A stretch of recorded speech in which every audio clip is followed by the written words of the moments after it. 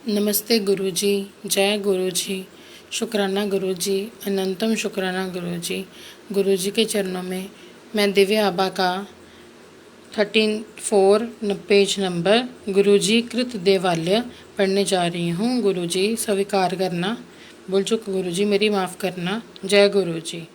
दूर राजधानी के कोलाहल से दूर एक स्थान है जहाँ पर लोगों की आत्माएं पुनः प्रसारित हो सकती हैं। उनके हृदय वहाँ के सौंदर्य में डूब जाते हैं। यहाँ पर वायु स्वच्छ है, डूब भरी है और आंखें चमकते हुए श्वेत संगमरमर भवन के ऊपर काली चट्टान से बने हुए विशाल लिंग से साक्षात्कार करती हैं। लिंग संदेश देता है कि यह स्थान शिव का आसन है। गगन की ओर उभरता हुआ लिंग शिव धर्म, साधु भाव और एक नई धार्मिक चेतना की घोषणा करता है। प्रवेश करते ही ज्ञान एवं प्रतिमा के धनी गणेश की लघु मूर्ति आगंतुक का स्वागत करती है। उसके थोड़ा आगे बाहर उद्यान में एक अति सुंदर युवा शिव की प्रतिमा स्थापित है। कपूर गौरम कर्णावतारम संसार सारम भुजगेंद्रहारम सदा वसंतम हृदयारविंदे भवम भवानी सहितम नमामि। उनके विशाल करुणा से पूरित सुंदर नयन खुले हुए हैं, मुख अर्थ मुस्कान से आनंदित हैं और एक हस्त आशीष देने के लिए उठा हुआ है। वहाँ एक अति विशाल कमल पुष्प पर विराजमान है। उनके सिर के ऊपर शेषनाग की छत्रछाया है। अंदर मंदिर में पीपल निर्मित महेश्वर इसी मुद्रा में विराजमान है। उल्लेखनीय है कि महायोगी शिव तपस्या नहीं कर रहे हैं। ऐसा प्रतीत होता है मानो अभी तपस्या समाप्त कर एक पैर नीचे कर अपने भक्तों की समस्याओं का समाधान करने के लिए तत्पर हैं। मुख्य कक्ष में ओम नमः शिवाय सामने दीवार पर अलंकृत है। यहाँ शिव और गुरुजी दोनों एक ही हैं का अपने भक्तों को आशीर्वाद का अविनाशी वचन है, जिन्हें उन पर श्रद्धा और विश्वास है। असम लिंग निर्माण, यह गूढ़ तथ्य है कि यह स्थान वास्तव में त्रिकालदर्शी शंकर महादेव का ही है। निर्माण काल के समय हुई विलक्षण घटनाओं से निर्माण से संबंधित और जो वहां पर सदा जाते रहते हैं उन महानुभावों के अनुभवों से स्पष्ट हो जाता है। मंदिर निर्माण के समय कार्य में अनेक बाधाएं आईं और प्रत्येक अवसर पर चमत्कारी रूप से वह दूर भी हो गई। यह गुरुजी के निजी हस्तक्षेप के कारण ही संभव हुआ। निर्माण प्रारंभ होने से पूर्व इस भूमि खंड पर अनेक झाड़ियां, वृक्ष, विशाल शिलाखंड और पत्थर थे, जिन्हें साफ करना और हटाना आवश्यक था। परंतु हर झाड़ी और पत्थर के नीचे सर्प थे। एक को हटाते पर और प्रकट हो जाते थे। यह देखकर वहां पर कार्य करने वाले कर्मी भाग गए। अडिग निर्बाण प्रभावी रघुवीर नामक एक सिख भक्त संयोग से जिनकी दृष्टि अतिशीन थी, गुरु जी पर विश्वास रखने वाले श्रद्धालुओं के लिए एक और प्रसंग ने और कर्मी बुलाए, किंतु इतने सर्पों को देखकर वह भी भाग गए। अतः रघुवीर ने गुरु जी को इस समस्या से अवगत कराया। गुरु जी ने मुस्कुराकर रघुवीर को निर्देश दिया कि वह और कर्मी किराए पर लाएं और आश्वासन दिया कि यह समस्या पुनः नहीं होगी। ऐसा ही हुआ।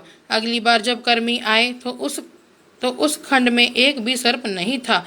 मंदिर का निर्माण कार्य वर्षा ऋतु में प्रारंभ हुआ था। हर बार जब कंक्रीट डाला जाता था तो वर्षा रुक जाती थी। निर्माण कार्य में लगे हुए लोगों को शीघ्र ही विश्वास हो गया, यह संयोग नहीं है। गुरुजी स्वयं कहा करते थे कि घटनाएं चयन से होती हैं, देव योग से नहीं। गुरुजी का आदेश था कि मंदिर का गुंबद लिंग की आकृति में होगा। यह तभी संभव था जब उसको ठोस आधार दिया जाता, परंतु गुरुजी इसके विरुद्ध थे। वास्तुविद का मानना था कि यह अव्यवहारिक और उन्होंने इसका भरपूर विरोध किया। तथापि निर्माण गुरु जी के आदेशानुसार प्रारंभ हुआ। अब दिल्ली में ही एक ही राजगीर था जो यह कार्य करने में सक्षम था, परंतु उसे ढूंढना सरल नहीं था। रघुबीर ने उसको कैसे खोज निकाला, यह स्वयं एक अन्य सत्संग है। निर्माण करते हुए लिंग का निचला भाग बिना समस्या के बन गया, किंतु ऊपरी भाग में दरारें आ गईं। रघुबीर को इस समस्या से अवगत किया गया। उन्होंने ठेकेदार को पुनर्निर्माण करने को कहा, किंतु फल वही रहा। अब समस्या निदान हेतु गुरु जी के समक्ष रखी गई। उन्होंने उत्तर दिया कि उनको पुण्य प्रयत्न करने को कहो, इस बार पैसा उसको आधार देंगे। फलस्वरूप कार्य तीसरी बार पुनः प्रारंभ किया गया।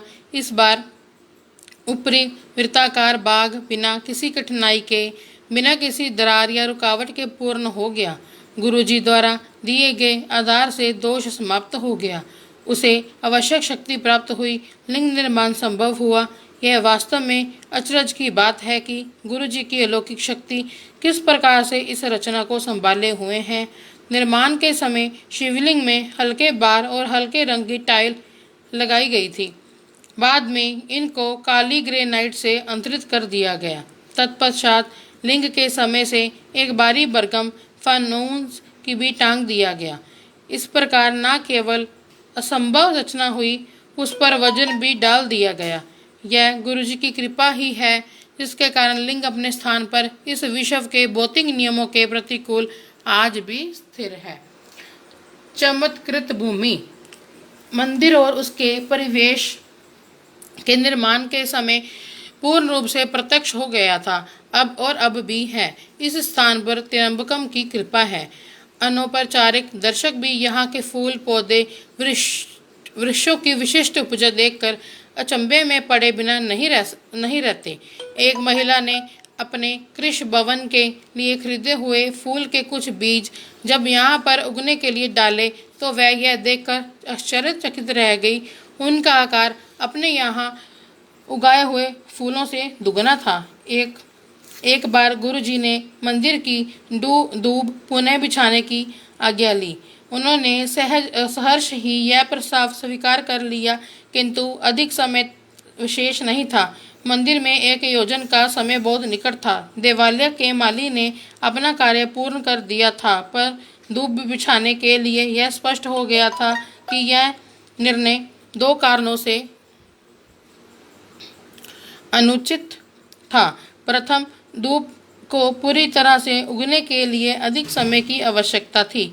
दूसरा यह कि जिस प्रजाति की दूब डाली गई थी वह पहली कटाई से पूर्व पैर में चुभती है और उसके पश्चात ही मलमल की तरह नरम होती है। समय के अभाव में यह दोनों असंभव प्रतीत हो रहे थे, किंतु कुछ ही दिनों में दूब की आश्चर्यचकित करने वाली वृद्धि को देखकर सब विस्मित रह गए।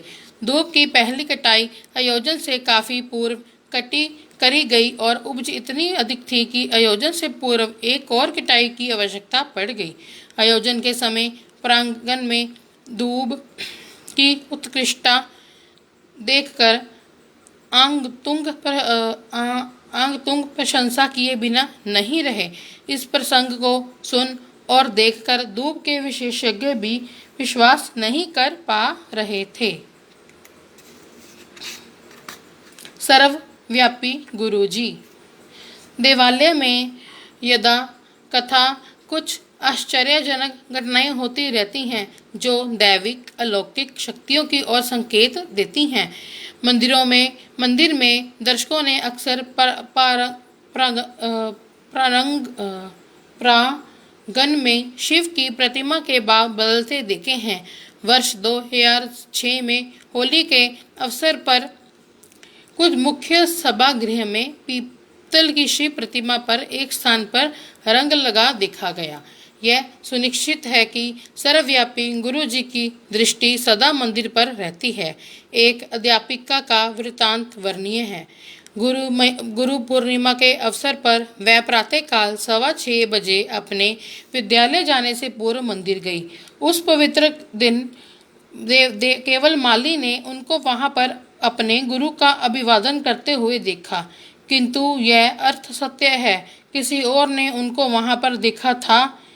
जब वह गुरुजी के दर्शन हेतु अगली बार एम्पायर स्टेट आई तो उन्होंने गुरुजी ने उनको बुलाया और बोले, वह गुरु पूर्णिमा के दिन सुबह 6:15 मंदिर गई थी।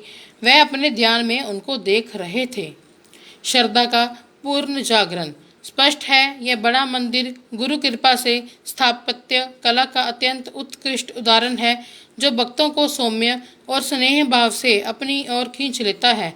यह उनके अध्यात्म का पवित्र स्थान है, शिव और नानक का प्रिय स्थान। यहाँ पर ओमकार और ओम है, एक हैं और सदा एक दूसरे का प्रतिबिंब बने रहेंगे। यह मंदिर सृष्टि के रचयिता के प्रतीक बनकर मनुष्य की आत्मा का सदा स्वागत करेगा। यहाँ पर समस्त आगंतुकों पर उनके आशीष की वृष्टि होती है और निरंतर होती रहेगी। दिव्य आभा यहाँ पर और अधिक तीव्रता से सदा प्रज्वलित रहकर अपना प्रकाश इस संसार में फैलाती रहेगी। आने वाले युगों में मानव जाति इस पवित्र पावन स्थल को धर्म के जन्म स्थान से पहचानेगी। हमारे जीवन काल में बड़े मंदिर को सर्वोच्च स्थान प्राप्त होगा। नवीन धार्मिक चेतना का उदय होगा। यहाँ पर आशीष पाने वाले समस्त भाग्यवान पुरुषों, महिलाओं और बच्चों के द्वारा पूर्ण विश्व में सद्भावना शांति के युग का शुभारंभ होगा। उल्लेखनीय है कि शिवलिंग का पुनरुत्थान हुआ है। उसका आहरण आने वाली मुक्ति की उद्घोषणा कर रहा है। नियति के क्रूर हाथों द्वारा पीड़ित रोग एवं अज्ञान से मुक्त होंगे। वे व्याप्त पापों से बंधित और पराजित नवीन शक्ति और साहस प्राप्त कर विजय होंगे। केवल आस्था और निर्भयता की छोटी सी नौका से, जिसकी पतवार मात्र सद्गुरु के शब्द और कृपा हैं, सहजता से उत्पीड़न के सागर को पार करने का सामर्थ्य मिलेगा। पथिकों की ओम नमः शिवाय शिवजी सदा सहाय की पुकार से उनको विश्राम स्थल मिलेंगे। संकट और अत्यंत कठोर यातना में देवस्थान में अंकित यह शब्द गुरु जी के परिश्रम से उनके हृदयों और मन पर चिन्हित उनकी हुंकार, मित्र रक्षक, प्रेम और एकमात्र दिशा दर्शक होंगे। अधर्म अपनी चरम सीमा पर पराजित होगा और भक्त सुरक्षित रहेंगे। भौतिक और मानसिक पीड़ाओं से ग्रस्त अपने आप से ही संग्राम करती इस संस्कृति के योद्धाओं को यह शिवालय प्रदान करेगा। इस देवालय से प्रतिपादित होती गुरु जी की करुणा सबका निदान करेगी। कालांतर में यह मंदिर उनका प्रत्युभव प्रमाणित करेगा। वायुमंडल उनके शब्द सर्वत्र फैलाएंगे और उनकी इच्छा पूर्ति होगी। इस पृथ्वी पर यह देवालय सदा शिव जी की कृपा का चिन्ह रहेगा। सब आए इस पवित्र स्थान पर शिव कृपा से मन में अंकित हो सबकी अभिलाषाएं पूर्ण। सतगुरु रखें हमें सदा अपने ही शरण में। जय गुरु जी। शुक्राना गुरु जी, अनंतम शुक्राना गुरु जी। भूल चूक माफ़ करना गुरु जी। जय गुरु जी। शुक्राना गुरु महाराज।